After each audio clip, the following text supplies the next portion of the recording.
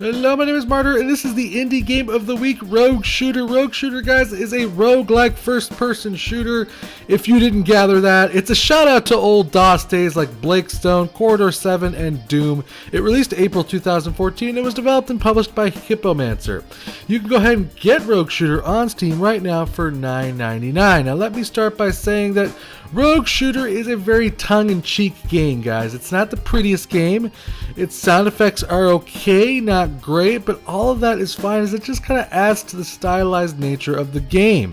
And once you start peeling back the onion that is Rogue Shooter, you start to realize there's more than meets the eye. You start playing with the perks, playing with the crafting, picking different backgrounds, upgrading, and suddenly you're obsessed with getting to the end of the game. The goal? Reach the 100th floor in this huge space station full of monsters that want to kill you. It's not going to be easy and will require a bit of planning, so let's check this out. Now, if you're planning on getting this game and you're interested in Rogue Shooter, first off and foremost, I suggest that you download the demo and then play the tutorial. The tutorial is fantastic, guys. It does a really good job of explaining everything and all the mechanics of the game. I'm not going to be showing off the tutorial today because I want to kind of show you everything myself. Now, there's 4 different kinds of difficulty level here, all the way ranging from easy core probably to, I don't know, master core, or the hardest core. I have no idea what it's going to be called. But it does basically change things up in how the monsters, how tough they are, how much damage they do, and it adds quite a bit of replay if you find that the game is too easy, which I will tell you that right now that I've been playing it on hardcore, and this game is not easy. Hardcore is basically just normal difficulty, and I've been getting my ass kicked. Once you basically pick your difficulty, you're brought to your background screen. These are almost somewhat like classes. Each of them come with their own different kinds of guns, their own different kind of equipment, their own starting rations and grenades and just different things that they can start off with. The scientist starts off with some crafting tools. The prisoner starts off with nothing because he's a prisoner. The inventor comes up with like a bunch of crazy ass weapon like the shotgun trident, the quicksand gun, the dog launcher. Very crazy stuff here. And then there's a grease monkey who starts off with a minigun, a visor, a gadget box, and you get the idea. Each class starts off with different kinds of weaponry and perks and items. So I'm going to go ahead and pick the grease monkey here, and then eventually you get brought to the perk screen. You'll get to choose one to start with, but you'll get more as you level up during the course of your game. The perks do a myriad of different things, and they're all kind of presented to you in quirky little cute, almost Fallout style pictures there. And it does a very good job of explaining to you what each one does, but I'm going to go ahead and start off with Greed is Good, which is a perk that lets me collect more money from the station itself. We're going to hit launch here, and we are brought to the lobby and basically the first starting area. There's no monsters in this area, but this is just kind of a starting area for you to get used to whatever your products are, your items, your equipment is. And we hit the space bar button here, and we are brought to our equipment screen here. Let's talk about what you're looking at right here. On the left here, there's 3 little columns here. All of them have different things here. Armor, for instance, you can have a headpiece, a chest piece, and a belt, and that helps with this bar, or this blue bar up here, which is called deflection. And what this does is allow you to kind of mitigate some of the damage that you'll receive. The more higher deflection rating you have, the more damage you mitigate overall. But as you take more damage, the durability of your armor starts falling. For instance, this visor here has a durability of 20. The more shots I take with the in the head or wherever, the durability will start falling overall. And once it drops to 0, the deflection is obviously gone. It doesn't really do anything for me anymore. Same thing with kind of weapons. Weapons also have a durability as well. This one's at 100%. The more I use this gun, the more durability it falls. And that does count missed shots as well. So you don't want to screw around. You can have a second gun with you at all times, and below that is the, I do believe, boots, which don't ever kind of lose degradation. And what the boots are actually for is you have a kick in this game, which allows you kind of your melee strike and does damage also. You also have a myriad of items that you can collect in this game, guys, from stems to grenades to mobile turrets here and other things like that. On the top there is my health. On the bottom left is my radar. On the bottom right is my equipment and amount of bullets. And to the right of that is where obviously the map is and where I actually am. Now there is vending machines throughout this game, guys. And you will collect quite a bit of credits throughout this game, and you can buy bullets health, rations, and tools, but we'll get into all what that does a little bit later. And hopefully we can also touch a little bit upon the crafting. Now, every floor is procedurally generated. Every floor is randomized. It could have different kinds of enemies. It could have different kinds of loot. But you need to kill 50% of the enemies on any given floor for you to move to the next area. We collected 5 tools there, which is fantastic. Now, as you can see on the bottom left there of my radar, oh good lord, enemies are now officially approaching. So we're going to need to be careful here. And we kind of need to kind of play this duck and cover game. Oh good lord, oh good lord. And oh god, I'm going to die right here. Like a douche. I'm blind, I'm blind. As you can see, maybe this class wasn't my favorite. To be honest, I haven't played with the Grease Monkey as much. I'm currently sucking actually quite a bit here. As you can see, the enemies are just have different kinds of abilities and are very different.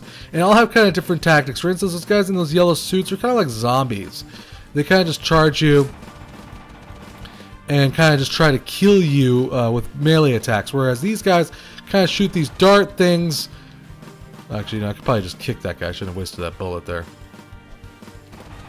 Alright, what do we got here? We got stimulants, that's fine. Alright.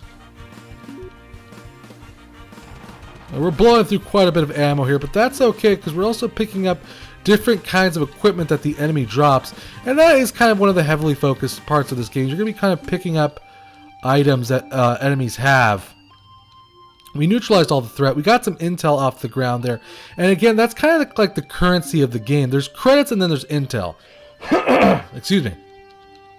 Credits are what you use for kind of your in-game survival. You'll be purchasing ammo. You'll be purchasing health, rations. Rations are kind of a food resource in this game. And you will, to be honest with you, I haven't really ran into a point where I ever actually need to buy rations. But it may happen.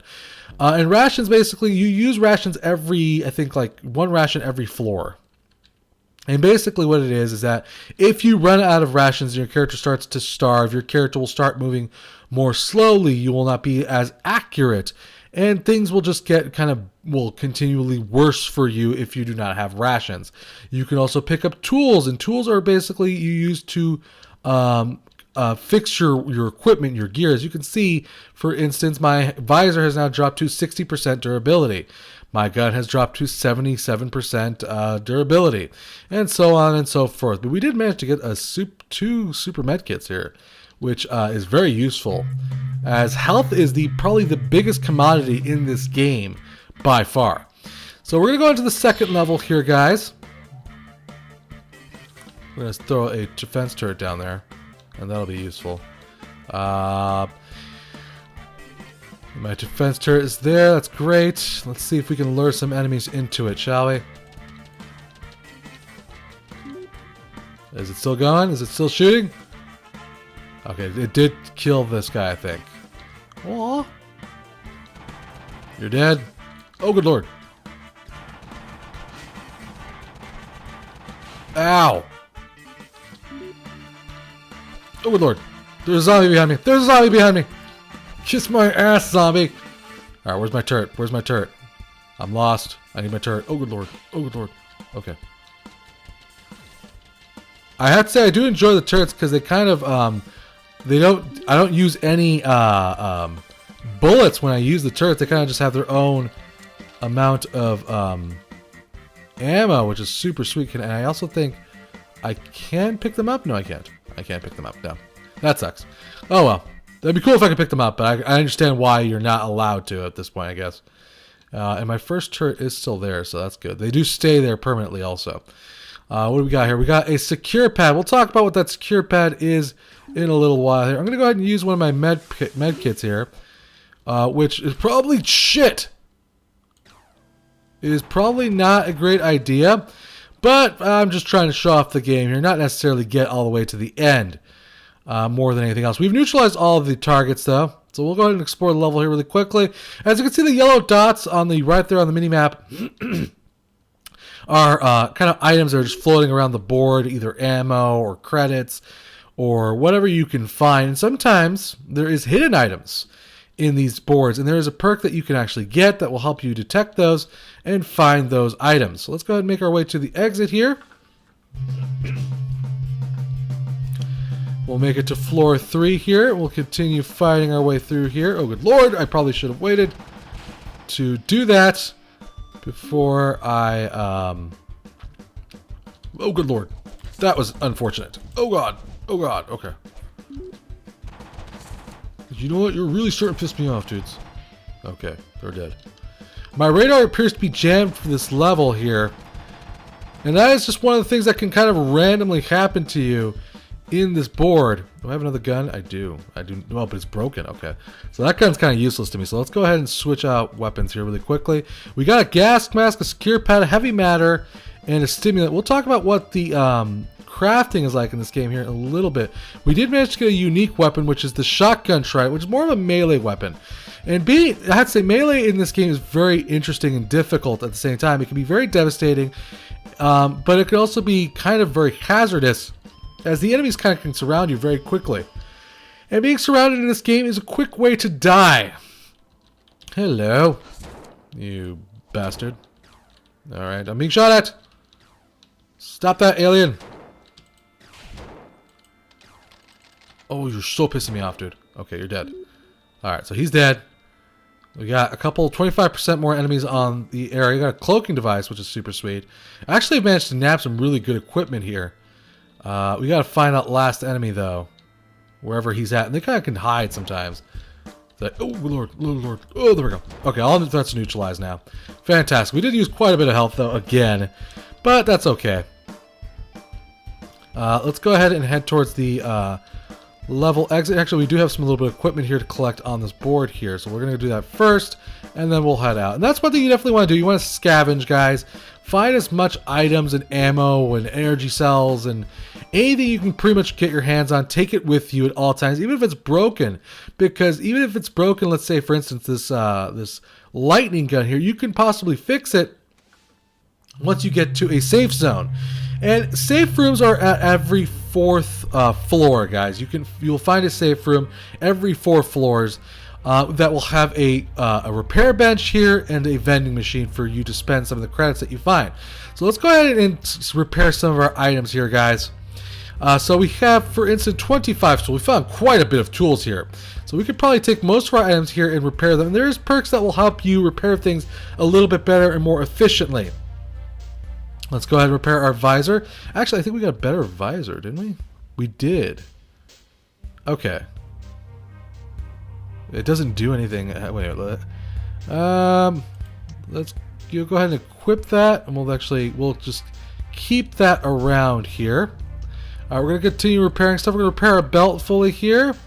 I don't think you could. What's one thing you can't do in this game is you can't repair unique items. And those are kind of like special items in the game, like the katana. And there's like certain items in the game that you cannot repair because they're kind of extraordinarily useful, I guess you could say.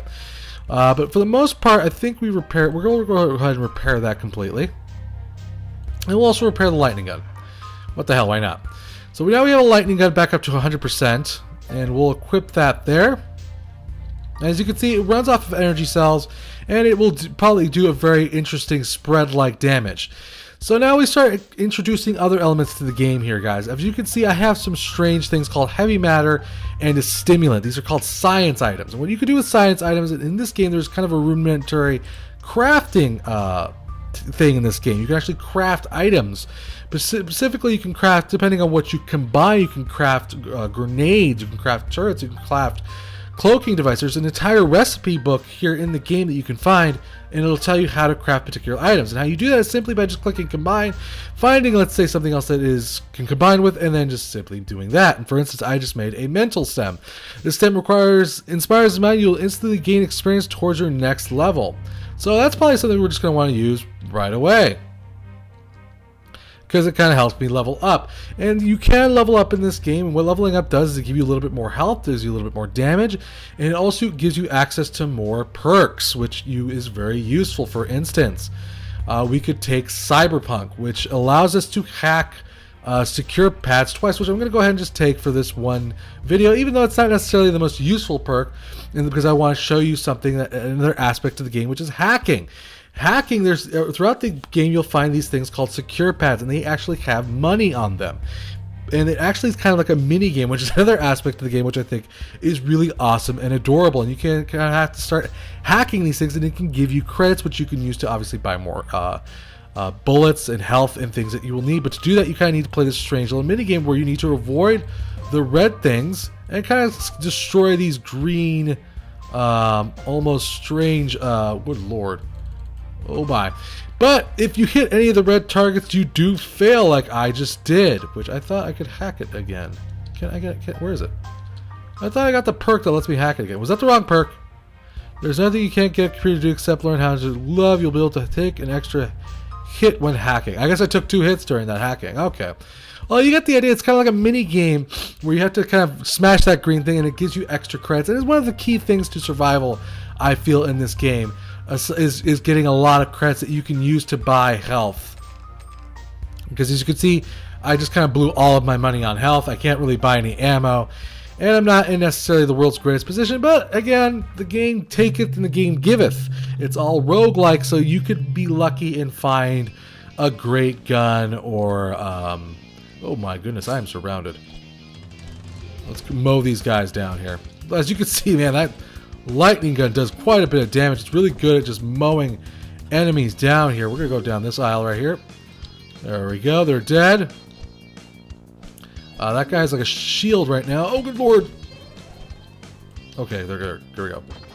We're good. I think we're good. I think we're good. We mowed most of them down. Alright, we're going to switch back to this gun here. Collect some of this loot. And there's ways to also upgrade your inventory, guys. There's ways to get more bag space. And there's a lot of different ways that you can upgrade your character and customize your character. Aside from just picking a class or perks, there's just a lot of different ways you can upgrade your character to make him truly unique in your own, and try out different ways of surviving and different tactics in general, guys. So now that you got kind of a good idea of what the gameplay is like right here, guys, I'm getting very lucky with those med kits. And normally I would say that, man, this is a really good lucky run through as far as finding all the items that I've been able to find. Once you start playing the game and you die, and you will die several times here, guys, you will take all the intel that you've collected, and that actually transfers with you into the game. So I'm going to go actually hit save here. I'm going to save and exit, which is another feature that they've added recently, which is very nice. You can actually just, if you can't get through all 100 floors in your first playthrough, you can obviously hit save and exit, come back to it later, and try again. You can actually take that intel and start using it to buy different upgrades for your character. And this is how you will kind of progress. This is how you will get, because you'll probably, at the most, first time you play through, you'll probably get through maybe, if you're really, really good, the first 10 or 15 levels before you die. But then you take your intel, you'll start unlocking more classes, you'll start unlocking different backgrounds, unlocking different perks, and then you'll start being able to upgrade your health, for instance, your damage, or your inventory space. And it's just one thing that you can use to take your intel and help you get deeper and deeper and deeper and progress farther and farther into the game. So as you can see now, I have 4% damage upgrade, 3% health upgrade, and I've unlocked 1 extra bag slot. There is other things that in the game, of course, guys, like there's things like enemy explanations that kind of gives you an idea of what the enemies are like in the game, their weaknesses, telling you, kind of giving a basic idea of what they're like. And then, I will say the game does have a fair bit of different kinds of enemies, and that's one aspect of the game that I enjoy quite a bit. It also gives you backgrounds and explains a little bit more about those backgrounds in general. You could also, like I said, as you unlock more different kinds of science upgrades through different kinds of intel, and it gives you an idea of what to combine to create what type of item. For instance, stimulants plus red matter equals a health stem, which is very useful, and probably one of the most useful items in the game here. You can also unlock these logs, which is kind of giving you a little bit more background on the story and what the game, what's going on in the game. Now, there is some things I have gripes with in this game, guys. We'll continue here for a little bit. There is certain things I have gripes with in the game, guys. Now, for instance, the game, I feel your character's a little bit of a brick. And what I mean by a brick is that your hitbox is squared. And if you can easily catch on corners, which can make, for instance, when you're trying to move backwards and away from enemies, a little bit of a difficulty. As you can see here, I'm kind of stuck on a wall here sometimes. I'll catch on walls because I'm trying to move in one particular direction, and I kind of just get stuck against that. Where if I were, let's say, a round hitbox, I would probably just kind of rub off against it and continue sliding around off of it. But it just sometimes it can be a little annoying when you get surrounded very quickly and you're trying to maneuver all the different hallways. You kind of get stuck in certain areas or catch on an enemy, which is more than happened to me more than once. And you can easily see what I mean by kind of your character kind of is like a brick, guys. And it's just one of the little gripes I have about this game. But to be honest with you, it's not something that affects the game all that much. All it does affect is when you're running and hauling ass. The game does not feature any controller support too, which can be a little sad. But it's okay because the controls on the keyboard are very smooth. Okay, this guy's defending and is just taking all of my bullets. Get off of me, man! What does it say? Sorry, I got focused on killing here. But yeah, there's a lot of different kinds of upgrades, guys. My inventory is full here. The game does not feature any controller support, which is kind of sad because I would have loved to have played this game with controller support. But that can be something they have planned on adding into the future. Musically, the game is okay. Again, it's not anything fantastic, but again, I think it's all very stylized, which I enjoy that aspect. It's a callback to old days of DOS game, guys. So that isn't necessarily something that bothers me. And what I do enjoy about this game is that it's kind of a stylized nature here, guys. We've neutralized all the threats here, guys. There's lots of different kinds of guns, and they're all balanced, I think, very well. There's all different kinds of perks. There's crafting. There's a lot of surviving in this game, guys. You gotta play smart. If you don't, you're gonna die very, very quickly here, guys. So I'm gonna go ahead and wrap up this video here, guys, as I exit to the next level here. And I'm going to hit quickly save and exit, and probably continue playing once I get done with this video here, guys. Now, like I said, while I enjoy the classic feel, guys, there's some things I would like to see added to this game. The controller support being number one. In the options, there isn't much for resolution controls. I would like to see a little bit more of that added to the game. Steam achievements would be nice also as well, guys.